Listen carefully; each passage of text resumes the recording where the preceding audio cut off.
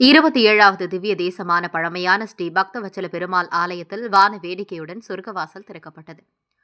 பெருமாள் கோவில்களில் நடைபெறும் முக்கிய விழாக்களில் ஒன்றாக வைகுண்ட ஏகாதசி விழா காணப்படுகிறது. ஒவ்வொரு ஆண்டும் மார்கழி மாதத்தில் நடக்கும் இந்த உற்சவம் 20 நாட்கள் நடைபெறும்.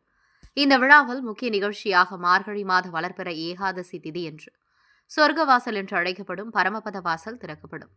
இந்த சொர்க்கவாசல் வழியே அன்றைய தினம் பெருமாள் எழுந்தருளி பக்தர்களுக்கு அருள் பாலிப்பார். அதன் அடிப்படையில் நாடு முழுவதும் உள்ள 108 வைணவ திவ்ய தேசங்கள் மற்றும் அனைத்து பெருமாள் கோவில்களிலும் வைகுண்ட ஏகாதசியை முன்னிட்டு இன்று காலை சொர்க்கவாசல் திறக்கப்பட்டது.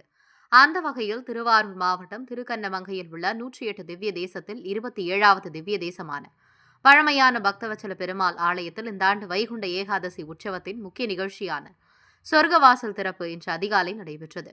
இந்த சொர்க்கவாசல் திறப்பு நிகழ்ச்சிக்காக பக்தவச்சல பெருமாளுக்கு அலங்காரங்கள் செய்யப்பட்டன. தொடர்ந்து திருப்பாவை பாடல்கள் பாடப்பட்டு சிறப்பு பூஜைகள் நடைபெற்று சரியாக அதிகாலை 5 மணிக்கு சொர்க்கவாசல் திறக்கப்பட்டது. தொடர்ந்து பக்தவச்சல பெருமாள் பரமபத வாசல் என்று அழைக்கப்படும் சொர்க்கவாசல் வழியாக அழைத்து வரப்பட்டார்.